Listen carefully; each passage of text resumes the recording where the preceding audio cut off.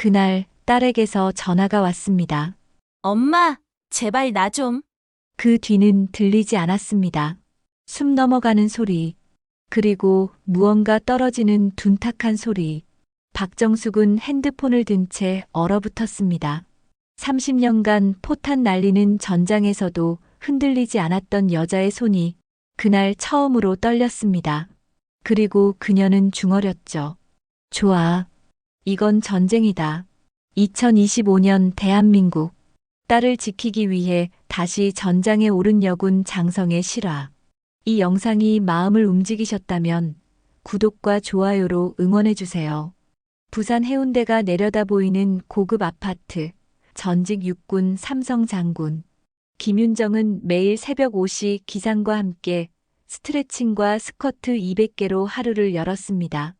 단정하게 자른 단발머리와 무표정에 가까운 얼굴, 그리고 군인다운 절제된 말투까지 군복을 벗은 지금도 군인은 김윤정의 정체성 그 자체였죠.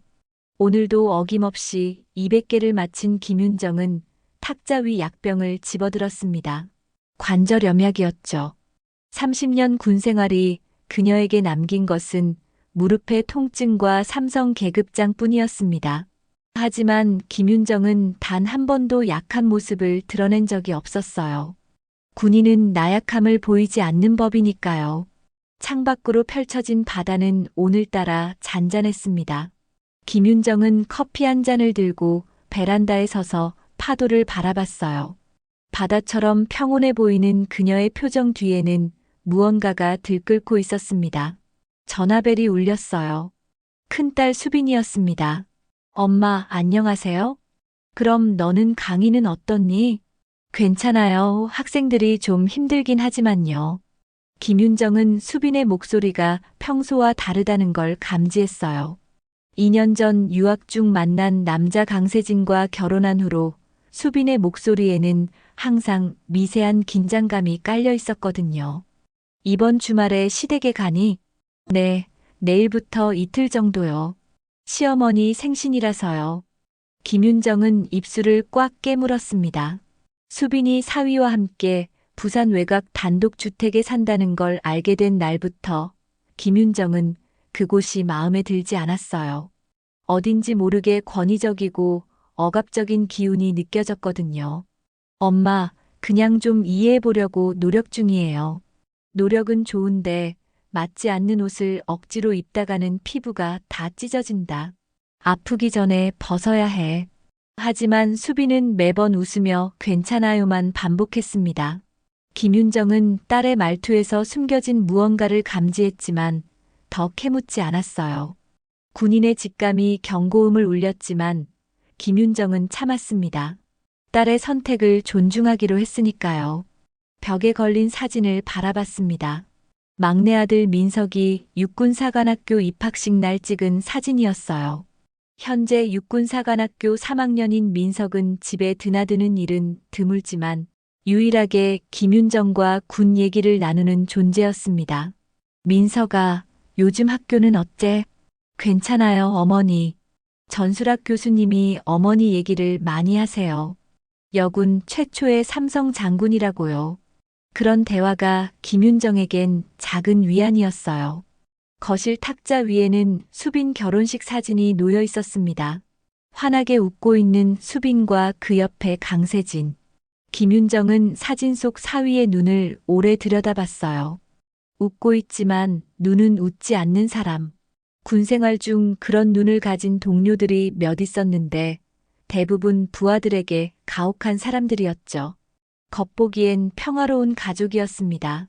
그러나 김윤정은 딸의 눈빛이 점점 식어간다는 것을 느끼고 있었어요. 결혼 초기에 반짝이던 눈동자는 어디로 갔을까요?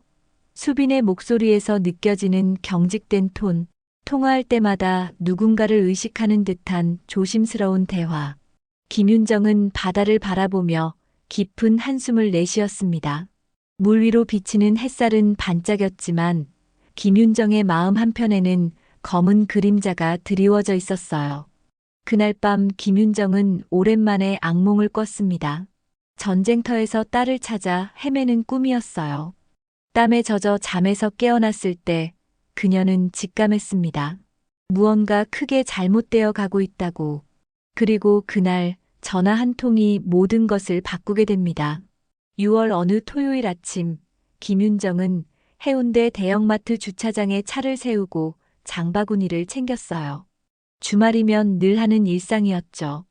군인 시절의 습관대로 필요한 물품 목록을 꼼꼼하게 적어온 메모를 확인하며 차에서 내리려는 순간이었습니다. 진동과 함께 울리는 휴대전화. 김윤정은 무심코 휴대전화를 들여다봅니다. 수빈. 세 글자. 익숙한 벨소리에 김윤정의 입가에 미소가 번졌어요. 수빈아, 무슨 일이야? 전화기 너머로 들려오는 건 숨소리뿐.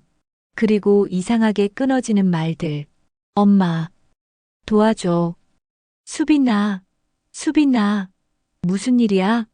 전화가 끊겼습니다. 김윤정은 즉시 다시 걸었지만 신호음만 울릴 뿐 받지 않았어요. 화면이 꺼지자마자 그녀는 뭔가 이상하다는 걸 직감했습니다. 30년 군 생활에서 단련된 위기 감지 능력이 그녀의 온몸을 긴장시켰어요. 장바구니를 버리다시피 차 안에 던져놓고 시동을 걸려는 순간 또다시 전화벨이 울렸습니다. 이번엔 사위의 어머니였어요. 어머님, 안녕하세요. 오늘 저희 집에 오신다고 수빈이가 그러던데요. 김윤정의 눈썹이 꿈틀거렸어요. 방금 전까지 도움을 청하던 딸의 목소리와 지금의 너무나 일상적인 전화. 무언가 이상했습니다. 아니요, 그런 얘긴 없었는데요. 방금 수빈이한테서 전화가 왔어요. 뭔가 이상했어요. 잠시 침묵이 흘렀어요.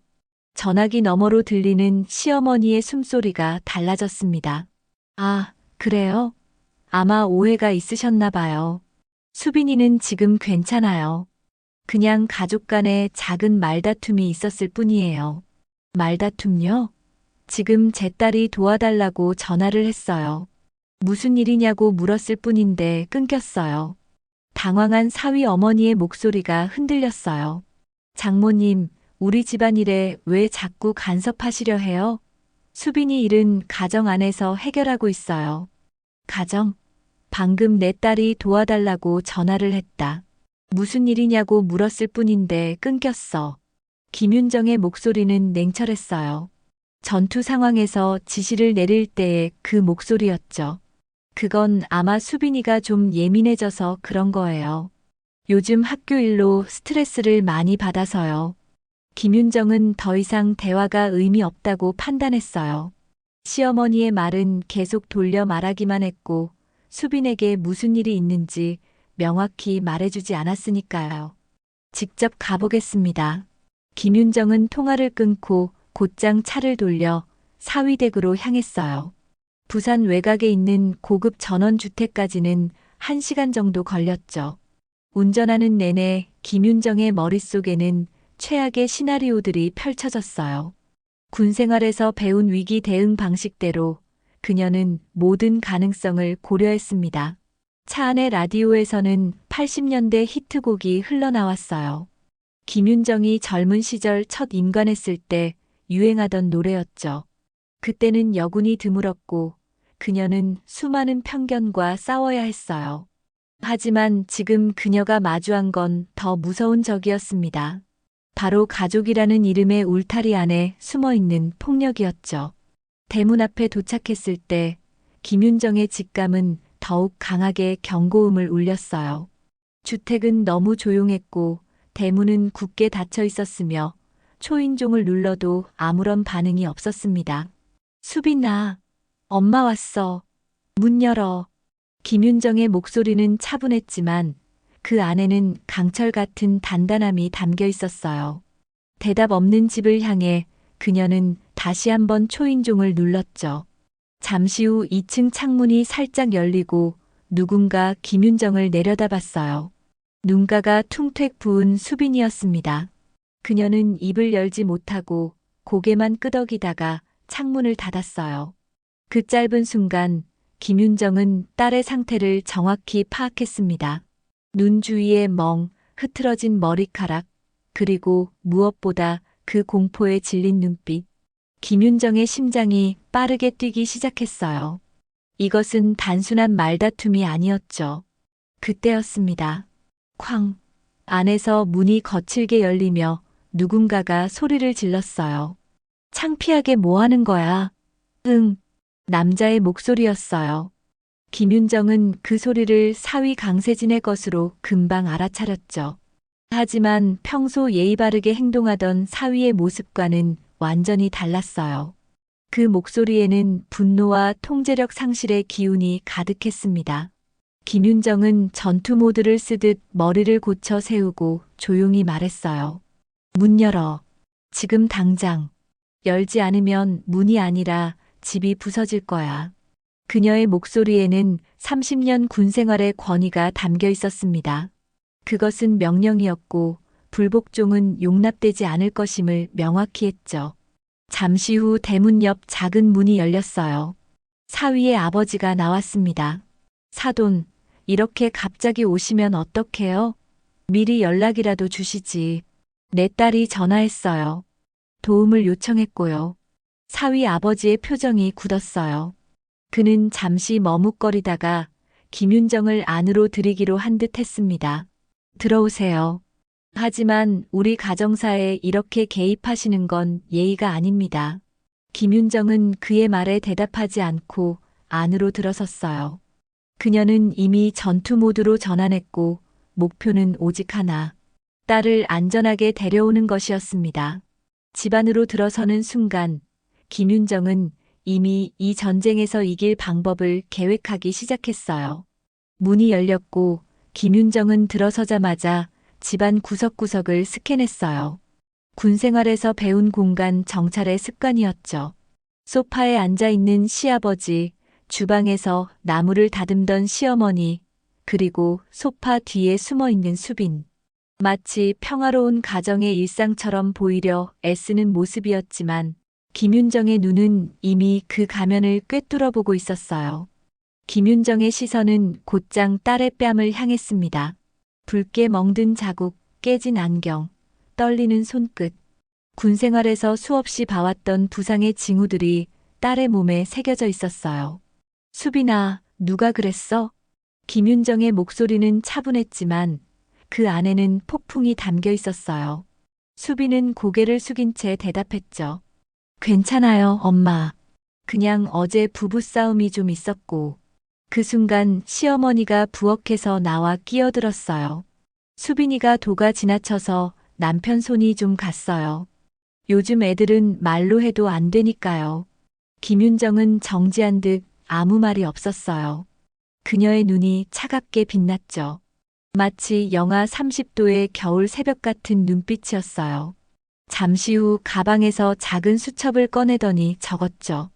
피해 확인 안면, 타박, 심리 충격 추정, 가해자 가족 전체. 수첩은 김윤정이 군 생활 내내 사용하던 작전 일지였어요. 위기 상황에서 그녀는 항상 이렇게 냉정하게 상황을 기록했죠. 그것이 그녀가 30년 동안 살아남은 방식이었으니까요. 손이 좀 갔다고요? 김윤정의 목소리는 겨울바람처럼 차가웠어요. 여기가 어디쯤인지 아십니까? 2025년 대한민국입니다. 남편 손이 좀 가는 시대는 지났어요. 시어머니가 얼굴을 붉히며 대꾸했어요. 장모님, 우리 집안일에 왜 이렇게 오버하세요? 부부싸움에 칼 부림 없다잖아요. 수빈이도 이제 다 컸는데. 김윤정은 시어머니의 말을 자르고 딸에게 다가갔어요. 그녀는 딸을 일으켜 세웠죠. 너 나랑 가자. 수빈은 망설였어요. 그녀의 눈에는 공포와 망설임이 교차했죠. 김윤정은 딸의 어깨를 꽉 잡았어요. 수빈아, 이건 명령이야. 지금 즉시 이 집에서 나가자. 그때 현관문이 열리며 사위 강세진이 들어왔어요. 그의 얼굴에는 당황과 분노가 섞여 있었죠. 장모님, 이건 우리 부부의 문제입니다. 너무 지나치신 거 아닙니까? 김윤정은 천천히 그를 바라보며 말했어요. 내 딸을 때린 시점부터 너는 사위가 아니라 적이다.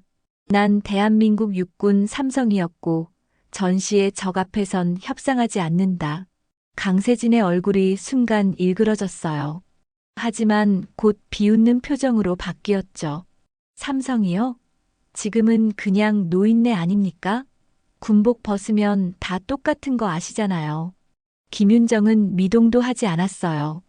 그녀는 수첩을 다시 꺼내 적었죠. 가해자 태도 방어적, 공격적, 피해자 비하. 수빈아, 짐은 필요 없어. 지금 당장 나가자.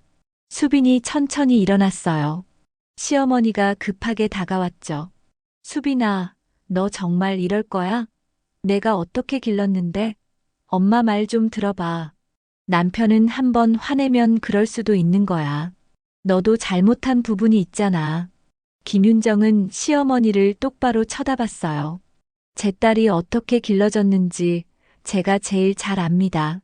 대한민국 육군 최초의 여성 삼성 장군의 딸로 타협하지 않고 불의에 굴복하지 않도록 길렀습니다. 그 순간 강세진이 수빈의 팔을 잡았어요. 너 정말 가겠다는 거야? 우리 결혼 생활은 다 버리고. 수빈의 눈에 눈물이 고였어요. 그녀는 남편을 바라보며 떨리는 목소리로 말했죠. 나 더 이상 맞고 싶지 않아. 그 말에 강세진의 얼굴이 붉게 달아올랐어요. 그가 손을 들어 올리는 순간 김윤정이 번개처럼 그 손목을 붙잡았죠. 시도조차 하지 마. 김윤정의 손아귀는 단단했어요. 30년간 무기를 다루고 스쿼트 200개를 매일 했던 손의 힘이었죠. 강세진이 놀란 표정으로 손을 빼려 했지만 김윤정은 놓아주지 않았어요. 이 손으로 내 딸을 한 번이라도 더 건드리면 다음에는 군법정에서 만나게 될 거야.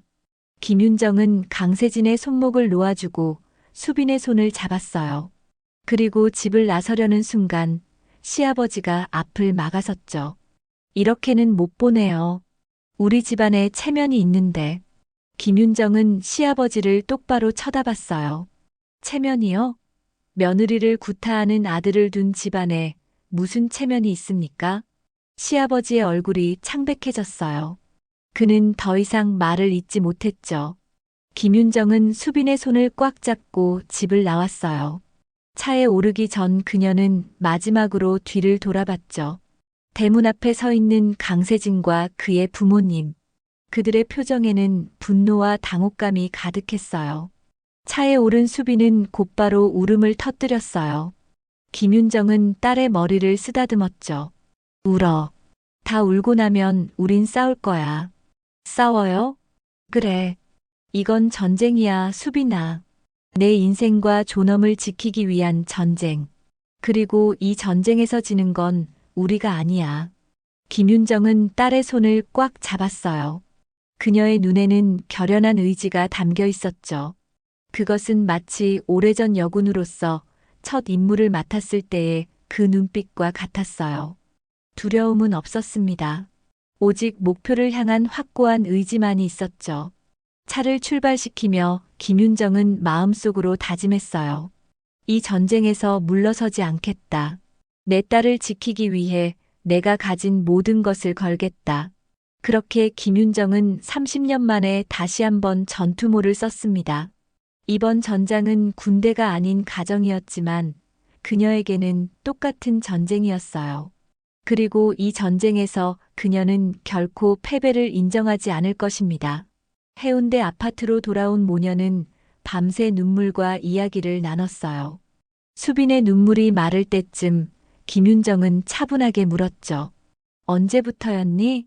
수빈은 고개를 숙였어요. 그녀의 손가락이 소파 가장자리를 꽉 쥐었죠. 결혼한 지 석 달 됐을 때요. 처음엔 그냥 소리를 지르는 정도였어요. 그러다 점점 김윤정의 눈이 차갑게 빛났어요. 그녀는 딸의 팔을 살며시 들어 올렸죠. 소매 아래로 보이는 멍자국. 그것은 최근의 것만이 아니었어요. 이게 처음이 아니구나. 수빈은 고개를 저었어요. 그녀의 눈에서 다시 눈물이 흘렀죠. 시어머니는 그게 다 내 잘못이래요. 아침 일찍 일어나서 밥을 안 차려서 남편 셔츠에 단추가 하나 없어서 말투가 버릇 없어서 김윤정은 입술을 꽉 깨물었어요. 그녀의 몸 안에서는 분노가 용암처럼 끓어올랐지만 표정은 평온했죠. 군인은 감정을 통제하는 법을 배우니까요. 내일 아침 우리는 행동을 개시할 거야. 다음 날 아침 김윤정은 군법무관 출신 변호사 정영훈에게 연락했어요. 그는 김윤정의 옛 전우였죠. 노 장군, 오랜만입니다. 무슨 일로? 내 딸이 가정폭력을 당하고 있네. 도움이 필요해. 전화기 너머로 잠시 침묵이 흘렀어요. 그리고 정영훈의 단호한 목소리가 들렸죠. 모든 것을 준비하겠습니다. 증거가 필요합니다. 사진, 녹음, 진단서. 모든 것을 모아주세요. 김윤정은 전화를 끊고 수빈에게 말했어요. 오늘 병원에 가자. 모든 상처를 기록해야 해. 수빈은 망설였어요. 그녀의 눈에는 두려움이 가득했죠. 이러면 강세진 오빠가 더 화낼 거예요. 어제도 벌써 20번이나 전화가 왔어요. 김윤정은 딸의 손을 꽉 잡았어요. 두려워하지 마. 이건 우리의 전쟁이고 우린 이길 거야. 그날 오후 사위 측은 오히려 고소를 운운하며 협박 전화를 걸어왔어요. 장모님, 우리 집안일에 간섭해서 가정 파괴죄로 장모님을 신고하겠습니다. 김윤정은 차분히 대답했어요. 그래, 법정에서 보자고. 전화를 끊는 김윤정은 수첩에 또 한 줄 적었어요. 가해자 측의 협박, 법적 대응 준비. 며칠 후 수빈의 몸에 난 상처들이 병원에서 기록됐어요. 의사는 충격에 빠진 표정으로 진단서를 작성했죠. 이 정도면 심각한 폭행입니다. 경찰에 신고하셨나요? 김윤정은 고개를 끄덕였어요. 그녀는 이미 모든 절차를 밟고 있었죠. 그러나 가장 결정적인 증거는 뜻밖의 곳에서 나왔어요. 강세진의 집에 설치된 CCTV 영상이었죠. 김윤정의 옛 부하였던 경찰 수사관의 도움으로 영상 일부가 확보됐어요. 왜 내가 밥을 안 차리면 당신이 나한테 주먹질을 해야 해요? 영상 속 수빈의 울부짖음이 김윤정의 가슴을 찢었어요. 그게 그쪽 집 문화니까. 그러지 말고 여기선 시집살이야. 영상 속에서 사위는 의외로 본색을 숨기지 않았어요. 마치 그것이 당연한 듯 수빈의 머리채를 잡고 벽에 밀쳐붙이는 모습이 고스란히 담겨 있었죠. 김윤정은 그 영상을 보면서도 표정 하나 바꾸지 않았어요. 그녀는 이미 전투 모드였으니까요. 감정이 아닌 전략으로 움직이는 군인의 자세로 그녀는 모든 증거를 수집했죠. 하지만 김윤정에게 가장 충격적인 건 수빈이 이미 3번이나 병원에 실려갔었다는 사실이었어요. 응급실 기록이 그것을 말해주고 있었죠. 왜 말 안 했어? 수빈아. 김윤정의 목소리는 처음으로 떨렸어요. 수빈은 고개를 숙인 채 속삭였죠. 엄마는 바빴고 군대에서 중요한 사람이니까. 괜히 패 끼치기 싫었어요. 김윤정은 눈물을 삼켰어요. 그녀는 딸을 위해 모든 것을 바쳤다고 생각했지만 정작 딸이 가장 필요로 할 때 곁에 없었다는 사실이 그녀를 찢어놓았죠. 이제부터는 달라질 거야. 내가 내 곁에 있을게. 그날 밤 김윤정은 오랜만에 군복을 꺼냈어요. 30년간 입었던 그 제복은 이제 옷장 한 구석에 걸려 있었죠. 그녀는 어깨에 달린 삼성 계급장을 천천히 만졌어요. 이 별들이 내게 가르쳐 준 건 절대 물러서지 않는 것. 그리고 내 부하를 지키는 것. 이제 그녀가 지켜야 할 건 부하가 아닌 딸이었어요. 김윤정은 마음을 다잡았죠. 그리고 마침내 사위와 시댁 전체를 법적으로, 사회적으로 무너뜨릴 준비에 들어갔어요. 다음 날 아침 김윤정은 정영훈 변호사와 만났어요.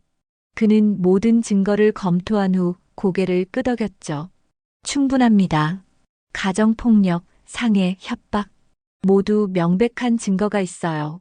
하지만 노 장군, 이것은 쉬운 싸움이 아닐 겁니다. 사위 측도 가만히 있지 않을 테니까요. 김윤정은 담담하게 대답했어요. 나는 평생 쉬운 싸움을 한 적이 없네. 난 항상 이겼고. 그러나 그날 오후 예상치 못한 공격이 시작됐어요. 지역 커뮤니티에 군 출신 장모의 포갑이라는 제목의 게시물이 올라왔죠. 사위 측에서 먼저 여론전을 시작한 것이었어요. 군 생활에서의 권위주의를 가정에까지 들고 와 젊은 부부의 삶을 파괴하는 노모. 게시물은 김윤정을 군사독재 시대의 유물로 묘사했어요. 심지어 그녀가 군 시절 여군 우대 논란까지 끄집어내며 그녀의 명예를 훼손했죠. 엄마, 이런 게 올라왔어요. 수빈이 떨리는 손으로 휴대전화를 보여줬어요. 김윤정은 차분히 그것을 읽은 후 수첩에 또 한 줄 적었죠. 가해자의 역공격, 여론전 시작, 대응 필요. 정영훈 변호사가 긴급히 전화를 걸어왔어요. 노 장군, 사위 측에서 먼저 고소장을 제출했습니다. 가정 침해와 명예훼손으로요. 김윤정은 미소를 지었어요. 그것은 전투에 임하는 군인의 미소였죠. 역공격이군. 좋아. 이제 우리도 본격적으로 시작하자. 그날 밤 김윤정은 자신의 군 시절 동료들에게 연락했어요. 여성가족부에서 일하는 후배, 대형 언론사 법조팀장으로 일하는 전우, 그리고 경찰청 가정폭력 전담팀의 책임자까지. 그녀는 30년간 쌓아온 인맥을 총동원했죠. 우리는 이제 전면전에 들어간다. 목표는 하나, 내 딸의 안전과 정의의 실현이다. 김윤정의 지휘 아래 그들은 움직이기 시작했어요. 가면이 벗겨지는 순간이었죠. 사위와 그 가족의 진짜 모습, 그리고 김윤정이라는 여성의 진정한 힘이 드러나는 순간이었습니다.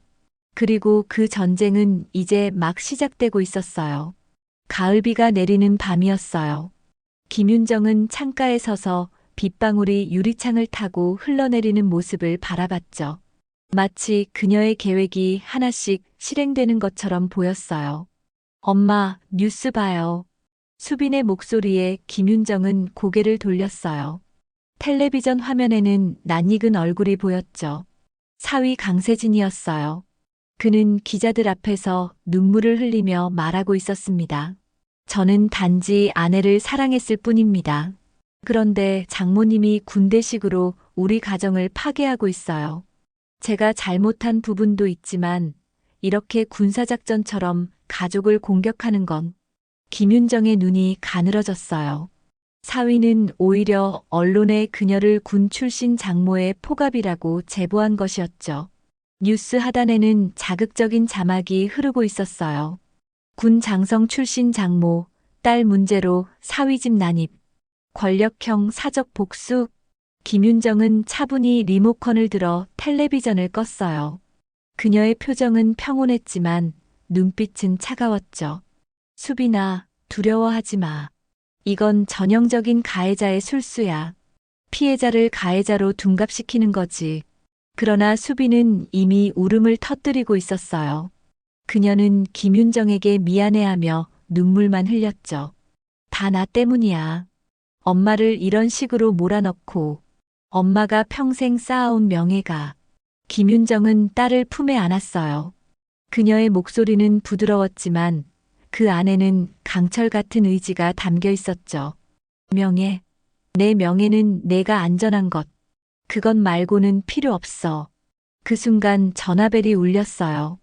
김윤정은 천천히 전화를 받았죠. 정영훈 변호사였어요. 노 장군, 상황이 좋지 않습니다. 사위 측에서 고소장을 제출했을 뿐만 아니라 언론 플레이도 시작했어요. 그리고 사위 집안이 꽤 영향력이 있는 것 같습니다. 판사 한 명이 그쪽 집안과 연결되어 있다는 정보가 있어요. 김윤정은 눈을 감았어요. 그녀는 이미 예상했던 일이었죠. 사위 강세진의 아버지는 중견 건설회사 사장이었고 그의 삼촌은 지역 정치인이었으니까요. 알겠네. 우리도 움직이지. 전화를 끄는 김윤정은 곧바로 다른 번호로 전화를 걸었어요. 그녀의 옛 후배 중 한 명, 지금은 대형 언론사의 사회부장인 박진수에게였죠. 진수야, 나야. 도움이 필요해. 노 장군님, 오랜만입니다. 뭐가 필요하세요? 진실이 필요해. 내 딸의 남편이 언론을 통해 거짓말을 퍼뜨리고 있어. 다음 날 아침, 김윤정은 수빈과 함께 경찰서에 갔어요. 그들은 정식으로 가정폭력 신고를 했고 모든 증거를 제출했죠. 병원 진단서, CCTV 영상, 그리고 수빈의 휴대전화에 녹음된 협박 전화까지. 그러나 사위 집안은 돈과 인맥으로 김윤정을 압박했어요. 경찰 수사는 지지부진했고 언론은 계속해서 김윤정을 군 출신 장모의 횡포로 몰아갔죠. 심지어 그녀의 군 시절 여군 우대 논란까지 끄집어내며 그녀의 명예를 훼손했어요. 장모님, 이제 그만하시죠. 어느 날 밤 사위의 아버지가 직접 전화를 걸어왔어요. 우리 아들이 잘못한 부분도 있지만 이렇게 가정 문제를 세상에 드러내는 건 서로에게 좋지 않습니다. 우리가 충분한 합의금을 드리겠습니다. 수빈이와 강세진이 다시 만나게 해주세요. 김윤정은 차갑게 대답했어요. 합의금? 내 딸의 가치를 돈으로 환산하겠다는 건가요? 아니, 그게 아니라 서로 체면을 살리자는 거죠. 장모님도 군인 출신이시니 명예가 중요하잖아요. 이대로 가면 장모님도 군 생활 내내 쌓아온 명예가 다 무너질 겁니다. 김윤정의 눈이 번뜩였어요. 그것은 협박이었죠. 그녀는 천천히 대답했어요. 체면과 명예는 다릅니다. 체면은 남들에게 보이는 것, 명예는 스스로 지키는 것이죠. 전 평생 명예를 지켜왔고 지금도 그럴 겁니다. 전화를 끊은 김윤정은 창밖을 바라봤어요. 비가 그치고 있었죠. 그녀는 문득 30년 전 군 내부 고발 사건을 떠올렸어요. 그때도 그녀는 혼자였습니다. 여군에 대한 차별과 부당한 대우를 고발했을 때 많은 사람들이 그녀를 배신자라고 불렀죠. 하지만 그녀는 그때도 물러서지 않았어요. 진실을 밝히기 위해 그녀는 홀로 싸웠고 결국 이겼습니다. 이번에도 이길 거야. 김윤정은 작은 소리로 중얼거렸어요. 그때 수빈이 방에서 나왔죠. 그녀의 얼굴은 창백했어요. 엄마, 나 때문에 엄마까지 이렇게 힘들게 하고 싶지 않아요. 그냥 포기할까요? 김윤정은 딸의 어깨를 꽉 잡았어요. 포기? 내가 널 어떻게 키웠니? 우리는 절대 포기하지 않아. 진실 앞에서는 더더욱. 그날 밤 김윤정은 잠을 이루지 못했어요. 그녀는 책상에 앉아 오래된 앨범을 펼쳤죠. 그 안에는 그녀의 군생활 사진들이 있었어요. 첫 인관식 날의 사진, 첫 작전 지휘 때의 사진, 그리고 삼성 계급장을 달았던 날의 사진까지. 그 사진들 사이에는 어린 수빈의 모습도 있었어요. 군복 입은 엄마 옆에서 환하게 웃고 있는 모습이었죠. 김윤정은 그 사진을 오래 바라봤어요. 지켜줄게. 반드시. 다음 날 아침 김윤정은 새로운 전략을 세웠어요. 그녀는 더 이상 수동적으로 대응하지 않기로 했죠. 이제는 그녀가 공격할 차례였어요. 먼저 그녀는 군 시절 알게 된 디지털 포렌식 전문가를 찾아갔어요. 수빈의 휴대전화와 컴퓨터에서 모든 증거를 복구하고 강화하기 위해서였죠. 이 메시지들 모두 저장해 주세요. 그리고 이 통화 기록도 분석해 주세요. 전문가는 작업을 마친 후 놀란 표정으로 말했어요. 노 장군님, 이건 단순한 가정폭력이 아닌 것 같습니다. 이 남자는 체계적으로 당신 따님을 통제하고 있었어요. 클래식한 가스라이팅 사례입니다. 김윤정은 고개를 끄덕였어요. 그녀는 이미 알고 있었죠. 수빈의 자신감이 어떻게 서서히 무너져 갔는지, 어떻게 그녀가 점점 자신을 의심하게 됐는지. 그날 저녁 뉴스에서는 또다시 사위의 인터뷰가 나왔어요. 이번에는 더 교묘했죠. 그는 김윤정의 굴력을 언급하며 그녀가 권위적이고 강압적이라고 주장했어요. 저희 장모님은 군대에서 명령만 내리다 오셔서 가정에서도 모든 것을 통제하려고 해요. 저희 부부 사이에 약간의 마찰이 있었을 뿐인데 마치 전쟁터처럼 만들어버렸어요. 수빈은 그 모습을 보며 다시 울음을 터뜨렸어요. 어떻게 이럴 수 있어요? 내가 얼마나 맞았는지, 얼마나 두려웠는지. 김윤정은 딸을 안아주며 속삭였어요. 진실은 반드시 드러난다. 믿어. 그날 밤 강세진에게서 전화가 왔어요. 그는 처음으로 협박 대신 회유를 시도했죠. 수빈아, 나 정말 반성하고 있어. 화 조절을 못한 건 내 잘못이야. 하지만 우리 다시 시작할 수 있잖아. 상담도 받고. 내가 돌아온다면 내가 완전히 달라질게. 수빈은 떨리는 손으로 전화를 들고 김윤정을 바라봤어요. 김윤정은 고개를 저었죠. 그녀는 너무나 잘 알고 있었어요. 가해자의 달콤한 말이 얼마나 위험한지. 강세진 씨, 우리는 끝났어요. 제발 더 이상 연락하지 마세요. 수빈이 전화를 끊자마자 강세진의 문자가 쏟아졌어요. 처음에는 애원하는 내용이었지만 점점 협박으로 바뀌어 갔죠. 내가 이렇게 나오니까 나도 할 수 있는 거 다 할 거야. 너희 엄마 군생활 전력 다 파헤칠 거야. 다 끝장날 준비나 해. 김윤정은 그 문자들을 모두 캡처했어요. 그리고 정영훈 변호사에게 보냈죠. 이것도 증거로 추가해 주세요. 그날 밤 김윤정은 오랜만에 군복을 꺼내 입었어요. 그것은 실제로 입기 위해서가 아니라 자신을 다시 한번 추스르기 위해서였죠. 그녀는 거울 앞에 서서 자신을 바라봤어요. 삼성 장군의 모습이었죠. 이건 내 전쟁이야. 그리고 이 전쟁에서 나는 물러서지 않아. 아침 6시, 김윤정은 평소처럼 일어나 스트레칭을 시작했어요. 하지만 오늘은 스쿼트 200개 대신 그녀는 오래된 트렁크를 꺼냈죠. 그 안에는 30년 군 생활 동안 그녀가 기록해온 모든 수첩들이 가지런히 정리되어 있었어요. 여기 있었군. 김윤정은 1998년에 작성한 작은 녹색 수첩을 꺼냈어요.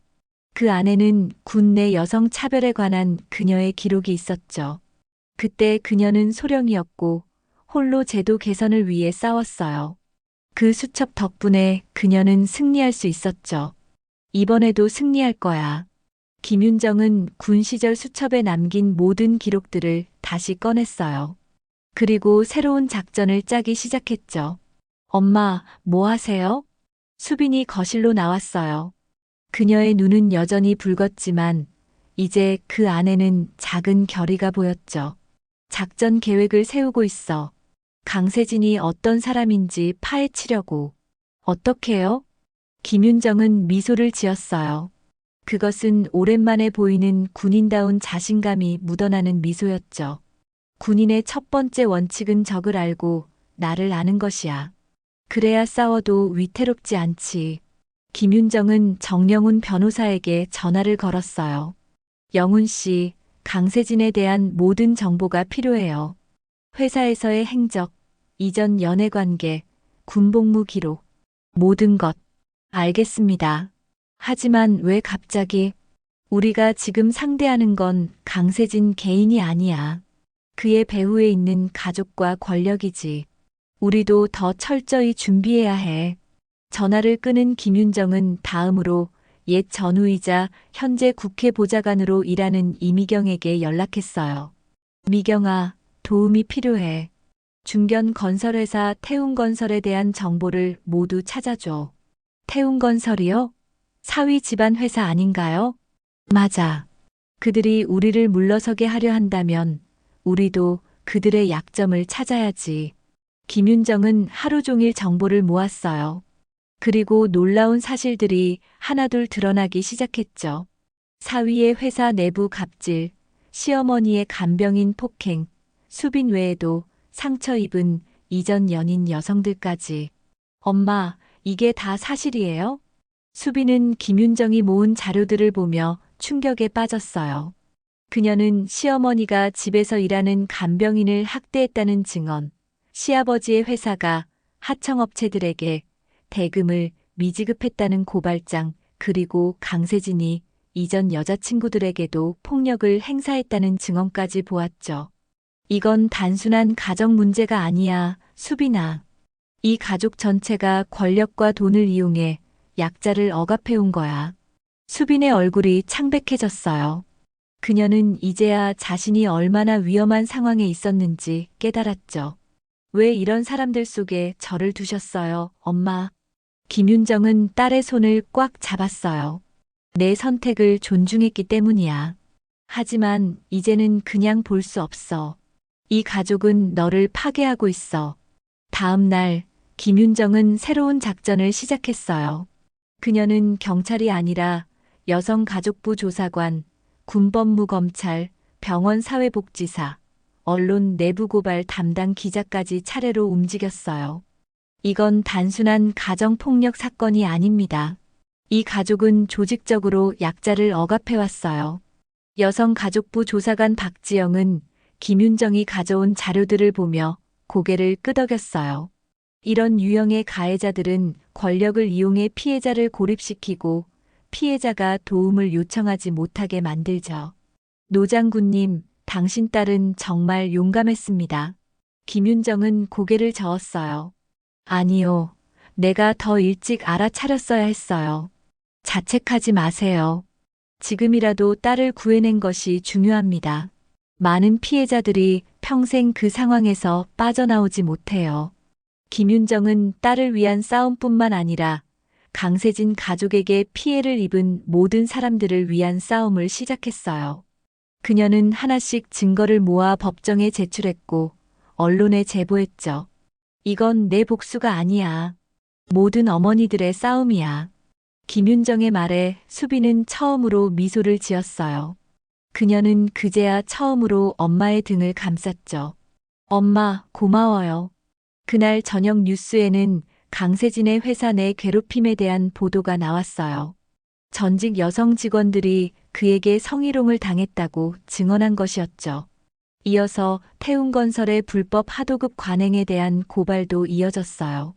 엄마, 이게 다 엄마가 한 거예요? 김윤정은 고개를 저었어요. 아니, 나는 그저 진실이 드러나도록 도왔을 뿐이야. 이 모든 피해자들이 오랫동안 목소리를 내려 했지만 태웅가의 권력 때문에 억눌려 있었던 거야. 다음 날 아침 강세진의 아버지에게서 전화가 왔어요. 노 장군, 이제 그만합시다. 우리가 원하는 조건을 다 들어줄게요. 수빈이에게 합의금을 드리겠습니다. 대신 이 모든 폭로를 중단해 주세요. 김윤정은 차갑게 대답했어요. 합의금이요? 이건 돈의 문제가 아닙니다. 이건 정의의 문제예요. 당신 아들은 내 딸을 학대했고 당신들은 그것을 은폐했어요. 이제 그 대가를 치러야 합니다. 당신, 우리 가족을 파멸시키려는 거요? 아닙니다. 저는 그저 진실이 드러나기를 바랄 뿐이에요. 그리고 내 딸과 다른 피해자들이 정의를 받기를 바라는 것뿐이죠. 전화를 끊은 김윤정은 깊은 한숨을 내쉬었어요. 이 싸움은 쉽지 않았죠. 하지만 그녀는 물러서지 않을 것이었어요. 그날 오후 김윤정은 옛 기록들을 더 살펴봤어요. 특히 군 시절 작성했던 리더십 노트를 찾아봤죠. 리더의 첫 번째 책임은 부하를 지키는 것, 두 번째는 진실을 수호하는 것, 세 번째는 정의를 실현하는 것. 그녀는 미소를 지었어요. 그녀는 군인으로서의 원칙을 잊지 않고 있었죠. 그리고 지금 그녀는 딸을 지키기 위해, 진실을 수호하기 위해, 정의를 실현하기 위해 싸우고 있었어요. 엄마, 내일 법정 예비 심리라면서요? 수빈이 걱정스러운 표정으로 물었어요. 김윤정은 고개를 끄덕였죠. 그래. 하지만 두려워할 필요 없어. 우리는 진실을 갖고 있으니까. 사람들이 날 비난하면 어떡해요? 결혼을 망쳤다고. 김윤정은 딸의 손을 꽉 잡았어요. 수빈아, 내가 망친 게 아니야. 내가 학대받는 관계에서 용기 있게 빠져나온 거야. 그건 실패가 아니라 승리야. 수빈의 눈에 눈물이 고였어요. 그녀는 고개를 끄덕였죠. 알아요. 이제 알아요, 엄마. 그날 밤 김윤정은 마지막 전략을 세웠어요. 그녀는 정영훈 변호사와 함께 모든 증거를 검토하고 법정에서의 전략을 논의했죠. 노 장군, 내일이 중요합니다. 예비 심리에서 판사가 임시 접근 금지 명령을 내릴지 결정할 거예요. 걱정 마세요. 우리는 충분한 증거가 있습니다. 김윤정은 마지막으로 군 시절의 수첩을 한 번 더 들여다봤어요. 그 안에는 오래전 그녀가 직접 쓴 글이 있었죠. 나는 항상 옳은 일을 위해 싸울 것이다. 그것이 내가 군인인 이유다. 그녀는 수첩을 가슴에 안았어요. 그리고 내일의 전투를 위해 잠자리에 들었죠. 그녀의 눈에는 결연한 의지가 담겨 있었어요. 그것은 진정한 군인의 눈빛이었고 무엇보다도 딸을 지키려는 어머니의 눈빛이었습니다. 법원 앞. 김윤정은 검은색 정장을 단정히 입고 딸의 손을 꽉 잡고 있었어요. 평소라면 군복을 입고 있었을 시간, 그녀는 전투복 대신 정장을 입고 딸과 함께 법정에 섰습니다. 카메라 플래시가 그들을 향해 터져 나왔지만 김윤정의 표정은 흔들림이 없었어요. 엄마, 떨려요. 수빈이 작은 목소리로 속삭였어요. 김윤정은 딸의 손을 더 꽉 잡아주었죠. 두려워하지 마. 우리는 진실을 가지고 있어. 법정 안으로 들어서자 맞은편에 강세진과 그의 가족이 앉아 있었어요. 강세진은 깔끔한 양복을 입고 마치 억울한 사람처럼 고개를 숙이고 있었죠. 그의 부모는 근엄한 표정으로 앉아 있었고 그 뒤로는 값비싼 양복을 입은 변호사들이 서 있었어요. 김윤정은 담담하게 자리에 앉았어요. 정영훈 변호사가 그녀에게 속삭였죠. 긴장하지 마세요. 우리는 충분한 증거가 있습니다. 재판이 시작됐어요. 강세진 측 변호사가 먼저 발언했죠. 존경하는 재판장님, 이 사건은 단순한 부부 갈등을 장모가 군대식으로 확대한 사례입니다. 김윤정 씨는 군 출신의 권위주의적 성향으로 젊은 부부의 가정을 파괴하고 있습니다. 김윤정은 미동도 하지 않았어요. 그녀는 이미 이런 공격을 예상하고 있었죠. 정영훈 변호사가 일어섰어요. 재판장님, 이 사건은 단순한 부부 갈등이 아닙니다.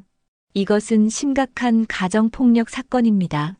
피해자 수빈 씨는 결혼 이후 지속적인 신체적, 정신적 학대를 받아왔습니다.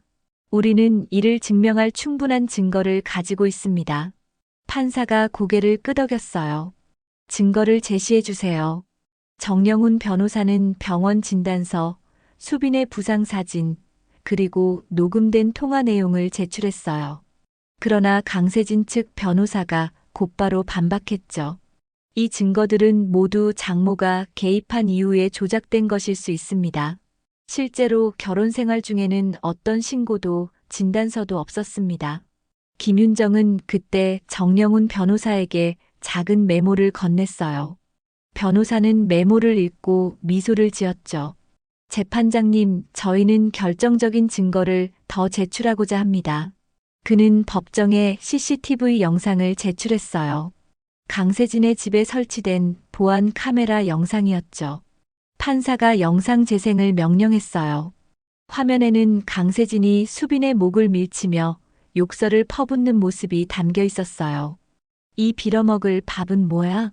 내가 장군 딸이라고 여기서 맘대로 해도 될 것 같아? 강세진의 손이 수빈의 얼굴을 향해 날아갔고 수빈은 바닥에 쓰러졌어요. 방청석이 술렁였어요. 김윤정은 고개를 숙였죠. 그녀는 이 영상을 여러 번 봤지만 여전히 견디기 어려웠어요. 딸이 저렇게 고통받는 모습을 보니 이건 강세진은 당황한 표정으로 변호사를 쳐다봤어요. 그의 변호사도 당황한 듯 했죠. 재판장님, 이 영상은 어떻게 확보된 것인지 출처가 의심스럽습니다. 불법적으로 획득했을 가능성이. 그때 김윤정이 천천히 일어섰어요. 재판장님, 제가 설명드리겠습니다. 판사가 고개를 끄덕였어요. 김윤정은 차분한 목소리로 말했죠. 이 영상은 강세진 씨의 집에 설치된 정식 보안 카메라의 영상입니다. 딸이 이 영상을 백업해 두었고 저에게 제공했습니다. 불법적인 획득이 아닙니다. 강세진이 자리에서 벌떡 일어났어요. 거짓말이에요. 수빈이가 그런 영상을 가져갈 리가 없어요. 김윤정이 천천히 강세진을 바라봤어요.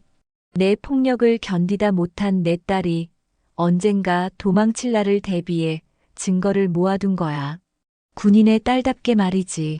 방청석에서 작은 탄성이 들렸어요. 강세진은 끝까지 비웃었죠.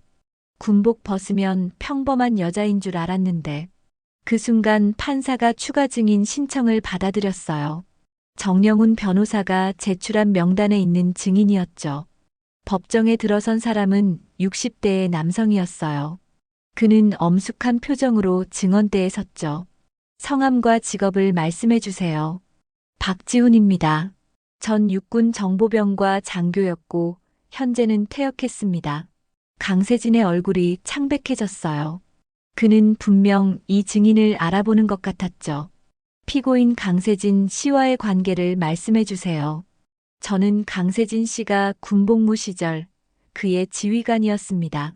방청석이 다시 술렁였어요. 판사가 계속 질문했죠.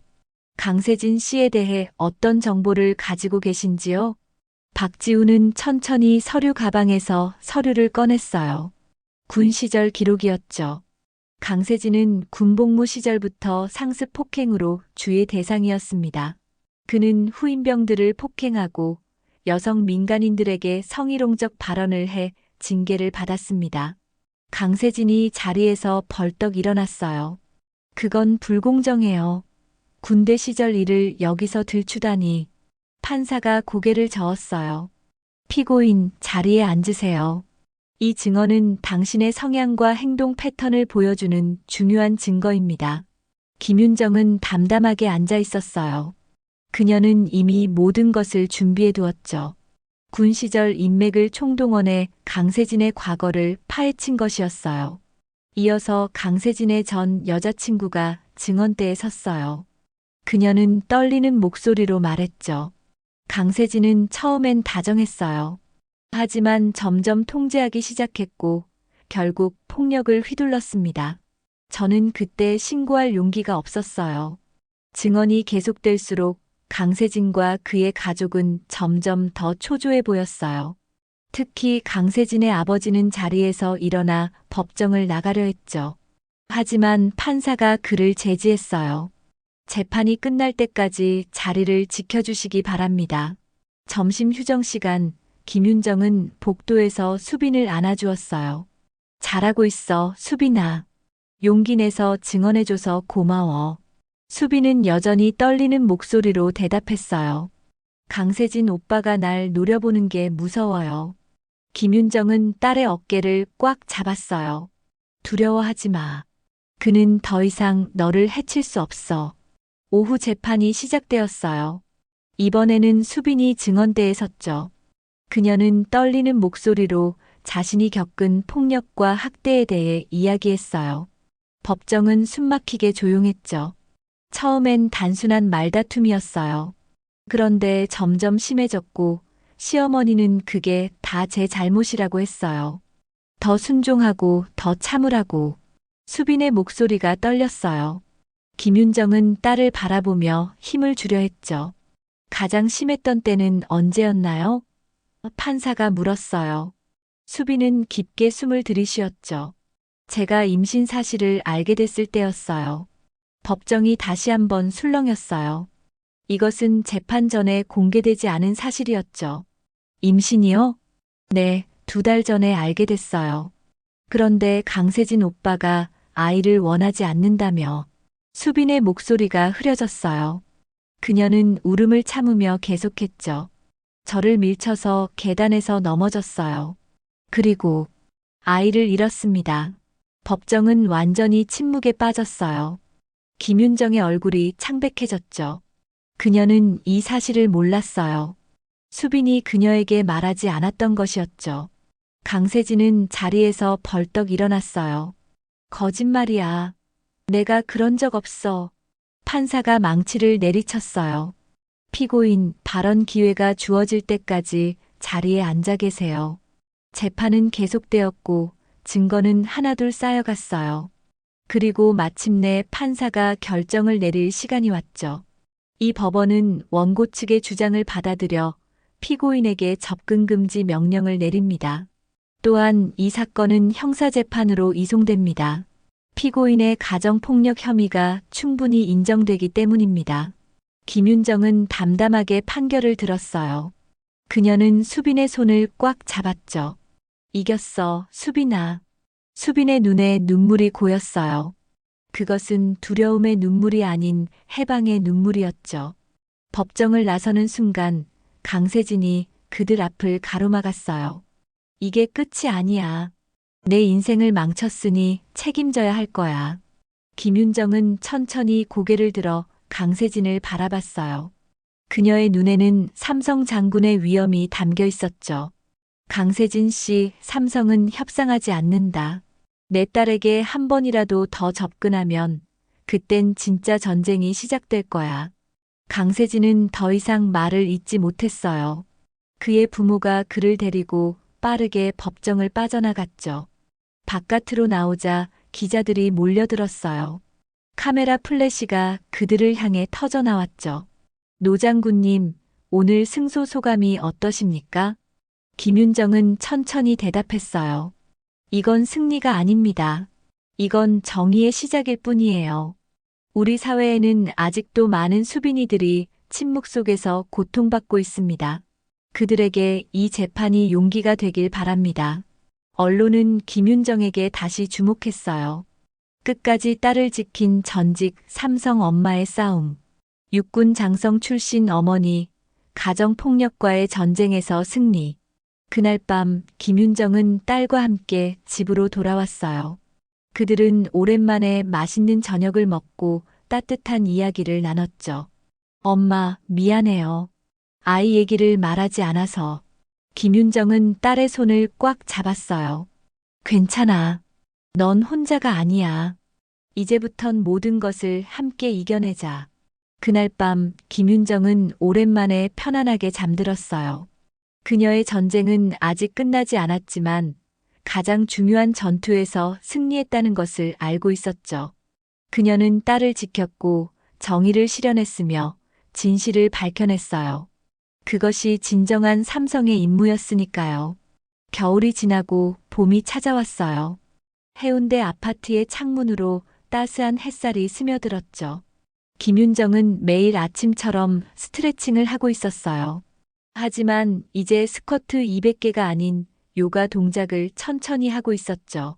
엄마, 아침 식사 준비됐어요. 수빈의 목소리가 들렸어요. 김윤정은 미소를 지으며 거실로 나왔죠. 식탁에는 따뜻한 아침 식사가 차려져 있었어요. 수빈 옆에는 작은 아기 침대가 놓여 있었고 그 안에서는 갓 태어난 아기가 새근새근 잠을 자고 있었죠. 우리 서연이 잘 자네. 김윤정은 손녀의 작은 얼굴을 바라봤어요. 서연이는 수빈이 입양한 아이였죠. 재판이 끝나고 몇 달 후 수빈은 입양을 결심했어요. 자신이 잃은 아이 대신 새로운 생명에게 사랑을 주기로 한 것이었죠. 오늘 민석이가 온대요. 휴가 나왔대요.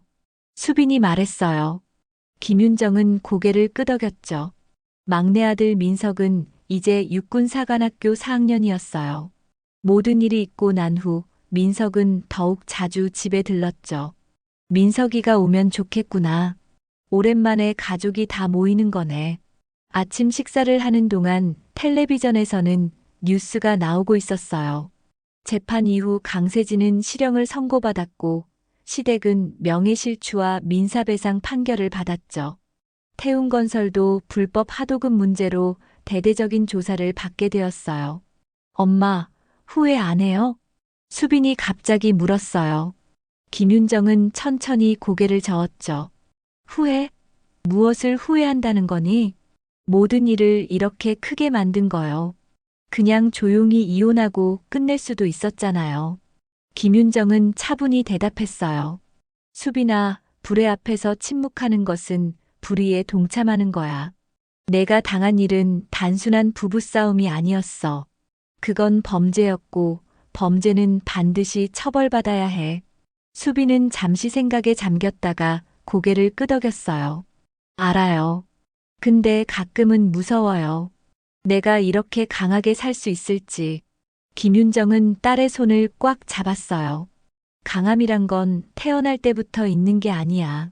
역경을 이겨내면서 만들어지는 거지. 넌 이미 충분히 강해. 오후에 민석이 도착했어요. 그는 군복을 입고 있었고 얼굴은 더욱 성숙해 보였죠. 어머님, 누나. 민석은 두 사람을 안아주었어요.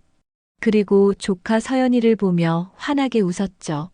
우리 서연이 많이 컸네. 세 사람은 오랜만에 함께 이야기를 나누었어요. 민석은 학교 생활에 대해 이야기했고 수빈은 대학에서의 강의에 대해 말했죠. 김윤정은 그저 자식들의 이야기를 듣는 것만으로도 행복했어요. 어머님, 사관학교에서 다들 어머님 얘기를 해요. 민석이 말했어요. 김윤정은 놀란 표정을 지었죠. 내 얘기? 네, 딸을 위해 싸운 삼성 장군이라고요. 여생도들이 특히 어머님을 존경한대요. 김윤정은 쑥스러운 듯 웃었어요. 그녀는 그저 어머니로서 당연한 일을 했을 뿐이라고 생각했으니까요. 엄마가 진짜 장군이었다는 걸 이제야 실감나요. 민석이 눈을 빛내며 말했어요. 김윤정은 아들의 어깨를 가볍게 두드렸죠. 장군이 아니라 그냥 엄마였어. 저녁 식사 후 김윤정은 수빈과 민석에게 제안했어요. 내일 날씨가 좋다는데 서연이 데리고 공원에 가자. 다음 날 아침 가족은 근처 해운대 해변공원으로 나갔어요. 봄날의 바다는 평온했고 벚꽃이 만개 있었죠. 김윤정은 손주를 안고 벤치에 앉았어요. 수빈과 민석은 잠시 산책을 하러 갔고요. 작은 서연이는 호기심 가득한 눈으로 세상을 바라보고 있었어요. 김윤정은 그런 손주를 바라보며 책을 꺼냈죠. 서연아, 할머니가 책 읽어줄까? 그녀는 동화책을 펼치며 천천히 읽기 시작했어요. 그때 옆 벤치에 앉아있던 어린 소녀가 다가왔죠. 할머니, 군인이세요? 김윤정은 놀라서 소녀를 바라봤어요. 그녀는 평범한 봄 옷차림이었는데 어떻게 알았을까요? 어떻게 알았니? 할머니가 책 읽으시는 자세가 우리 할아버지랑 똑같아요. 할아버지도 군인이셨거든요. 김윤정은 미소를 지었어요. 아마도 오랜 군 생활의 습관이 아직도 몸에 남아있나 봐요. 할머니는 군인이었어요? 소녀가 다시 물었어요. 김윤정은 잠시 생각에 잠겼다가 대답했죠. 그랬단다. 그런데 요즘엔 그냥 엄마야. 소녀는 환하게 웃으며 뛰어갔어요. 김윤정은 그 모습을 바라보며 미소를 지었죠. 그리고 다시 서연이에게 책을 읽어주기 시작했어요. 잠시 후 수빈과 민석이 돌아왔어요. 그들은 벤치에 함께 앉아 바다를 바라봤죠. 엄마, 이제 뭐 하고 싶으세요? 수빈이 물었어요. 김윤정은 잠시 생각하다가 대답했죠. 글쎄, 아마도 시민단체에서 일하고 싶어. 가정폭력 피해자들을 돕는 일 말이야. 수빈의 눈이 빛났어요. 정말요? 엄마가 그런 일을 하시면 정말 든든할 것 같아요. 김윤정은 고개를 끄덕였어요. 그녀는 이미 몇몇 단체와 연락을 주고받고 있었죠. 그녀의 경험과 지식이 다른 피해자들에게 도움이 될 수 있을 거라 생각했으니까요. 수빈아, 넌 앞으로 어떻게 할 거니? 김윤정이 물었어요. 수빈은 서연이를 바라보며 대답했죠. 일단은 서연이 키우면서 계속 강의할 거예요. 그리고 얼마 전에 책 제안을 받았어요. 제 경험을 바탕으로 한 자전적 에세이요. 그거 좋은 생각이구나. 내 이야기가 다른 피해자들에게 용기가 될 거야. 세 사람은 잠시 침묵 속에서 바다의 파도를 바라봤어요. 그것은 편안한 침묵이었죠. 어머님, 제가 임관하면 꼭 어머님 앞에서 경례하고 싶어요. 민석이 갑자기 말했어요. 김윤정은 놀라서 아들을 바라봤죠. 왜 그러니? 어머님은 제가 아는 가장 용감한 군인이니까요. 아버지가 일찍 돌아가셔서 저희를 혼자 키우시면서도 군인으로서 최선을 다하셨고, 그리고 지금은 누나를 지키기 위해 또 싸우셨으니까요. 김윤정의 눈시울이 붉어졌어요. 그녀는 아들의 어깨를 꽉 안았죠. 민서가, 넌 좋은 군인이 될 거야. 하지만 더 중요한 건 좋은 사람이 되는 거야. 권력이나 힘을 위해서가 아니라 약한 사람들을 지키기 위해 싸우는 사람이 되렴. 민석은 고개를 끄덕였어요. 그의 눈에는 결연한 의지가 담겨 있었죠. 햇살이 따뜻하게 세 사람의 어깨 위에 내렸어요. 벚꽃잎이 바람에 흩날리며 바다 위로 떨어졌죠. 김윤정은 문득 자신의 인생을 돌아봤어요.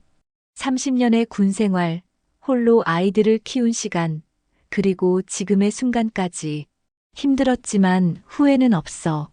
김윤정이 작게 중얼거렸어요. 수빈이 고개를 돌려 물었죠.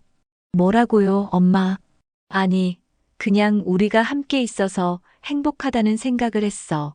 수빈은 미소를 지었어요. 그녀는 엄마의 손을 꽉 잡았죠. 엄마, 고마워요. 엄마가 아니었으면 난 아직도 그 집에서 고통받고 있었을 거예요. 아니야, 수빈아. 내가 용기를 냈기 때문에 가능했던 거야. 넌 강한 아이야. 김윤정은 딸의 손을 꽉 잡았어요. 그리고 손주 서연이의 작은 손도 잡았죠. 세 세대의 손이 하나로 이어졌어요. 이제 우리는 새로운 시작을 할 거야.